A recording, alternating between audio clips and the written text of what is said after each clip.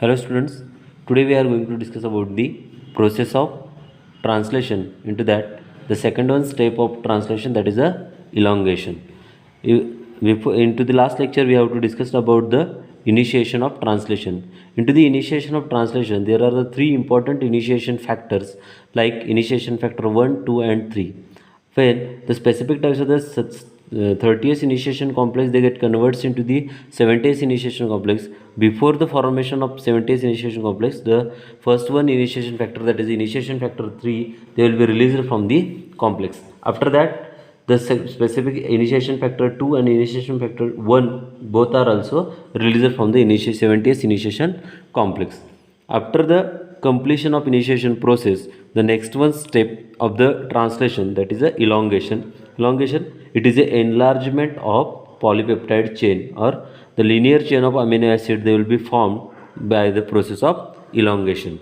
It is an enlargement of amino acid chain. So into this step in elongation, there are the two important factors are responsible for the process of elongation. These are EFTU, that is the initiation factor, elongation factor, temperature unstable, and initiation factor, temperature stable. Both of these, they can play important role for the transfer of amino acids from the cytosol to the site of protein synthesis.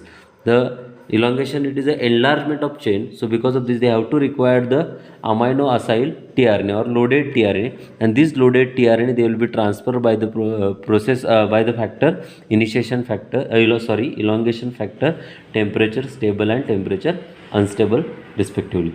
So there are also into the last lecture we have to discuss about the sites. It is an P site, E site and A site. A stands for acceptor, P for polypeptide synthesis and E for elongation. At the A site, the specific amino acyl tRNA or loaded tRNA is carried by the elongation factor, temperature unstable, and the specific types of the loaded tRNA, they will be bind to the specific A site, and from the A site to P site, they will be forwarded towards the P site. At the P site, the specific types of the amino acids amino acids, they can form the polypeptide bond peptide bond, and they can synthesize the polypeptide chain. The specific enzyme responsible for the synthesis of peptide bond, that is a peptidyl transferase, and these are takes place at the P site. And after that, the specific unloaded tRNA or specific empty tRNA, they will be moved towards the E site, and from the E site they will be released out. It is an complete process of elongation. So into this elongation process, the main factor or elongation factors are elongation factor temperature unstable, elongation factor temperature stable. It is a specific cycle that require the GTP. So one GTP, the specific GTP, they will be responsible for the transfer of amino acyl tRNA or loaded tRNA. This is an EFTU. This is a temperature unstable with GTP. This they get converts into the GDP format. Here they will be converted into the GDP format. So this specific GTP is utilized for the transfer of amino acyl tRNA. Then this EFTU, they can form the EFTS specific the complex, that is the EFTS complex, and EFTS, it is a guanine exchange factor. Guanine activity. The specific factor, they will be responsible for the transfer of amino acyl tRNA. EFTU GTP, they get converted into the EFTU GDP, and with after that they will be form the EFTS that is a temperature stable, and they get converts they will be for moved to into the EFTU EFTS complex. After that, this EFTU EFTS complex, the specific EFTS, they can charge the EFTU, and this EFTU in the form of GDP, they get converts into the GTP format. So it is called as a guanine exchange factor, and this guanine exchange factor, they can form the unloaded to loaded one, and this EFTU EFTU, that is a temperature unstable, they can transfer the specific loaded tRNA or amino acyl tRNA towards the site of translation. It is a specific cycle. It is a continuous process. Also the EFTO. Further that also the specific EFTO GDP get converted to the EF2 GDP. Then they get converted to the EFTS. EFTS EFTO complex will be formed, and after that they will be remain charged. And this charged molecule they will be transfer the amino acid at the A site. So it is a continuous process, and by this continuous process the linear chain of amino acid will be formed. So the process of elongation, it is further divisible into the three steps. One, that is the amino acyl tRNA delivery. A, that is amino acyl tRNA delivery. B, peptidyl transferase reaction, and C, that is a translocation. There are the three important steps of elongation. First one, amino acyl tRNA delivery, then peptidyl transferase reaction and translocation. So into that first one, or A, that is amino acyl tRNA delivery.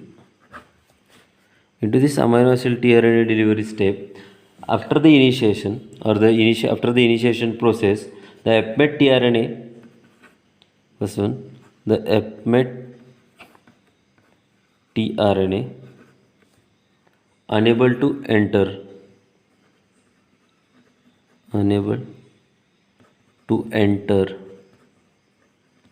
in 70th initiation complex. 70th initiation complex. And then the specific, because the specific why the specific tRNA unable to enter into the 70th complex, because the absence of initiation factor 2, because of initiation factor 2 is not present at the 70th initiation complex. Because of this, the specific APMET tRNA unable to enter into the 70th initiation complex. So the next one, or next step into this,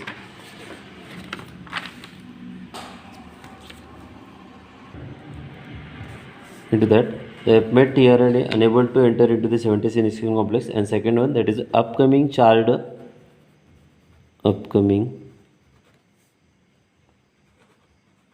charged tRNA are delivered at A site. Upcoming charged tRNA or amino acyl tRNA are delivered at the A site and move to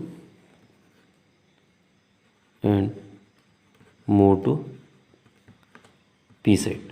That is a first step, that is the amino acyl tRNA delivery. Into the elongation process, the initiation factor 1, 2 and 3 are, all of these are released out from the 70th initiation complex, and after that the specific A site, P site and E site, these all of these sites, they will be responsible for the synthesis of or elongation of the chain after the initiation. The factor responsible for this, that is the EFTU and EFTS respectively. This EFTU and EFTS, they are the both are one that is a stable form and another that is a unstable form of the elongation factor. Both of these, they can play important role into the transfer of loaded tRNA from the cytosol to the site of protein synthesis. The specific EFTU, they will be release or deliver the amino acyl tRNA or charged tRNA at the A site. At the A site, that consists the decoding center. This decoding center, they can proofread the specific tRNA and they will be moved towards the T site. So into this elongation process, that is the first one, amino acyl tRNA delivery. After that, the peptidyl transferase reaction, side by side also the proofreading activity, and last one, that is a translocation. Into this amino acyl tRNA delivery, that is the APMET tRNA unable to enter into the 70th initiation complex because there it is a absence of initiation factor 2. So it is must to presence of initiation factor 2 for the entry of FMET tRNA. So absence of this, unable to enter the FMET tRNA into it. Then upcoming charged tRNA are delivered at the A site and moved to the P site. So the specific or new one amino acyl tRNA, these are carried by the elongation factor temperature unstable. These are delivered at the A site, and after that from the A site they will be moved towards the P site and P to E site. It is about the process of elongation into that first one point, that is the amino acyl tRNA delivery. The next two steps, that is the peptidyl transferase reaction and translocation, will be discussed into the next lecture. Thank you.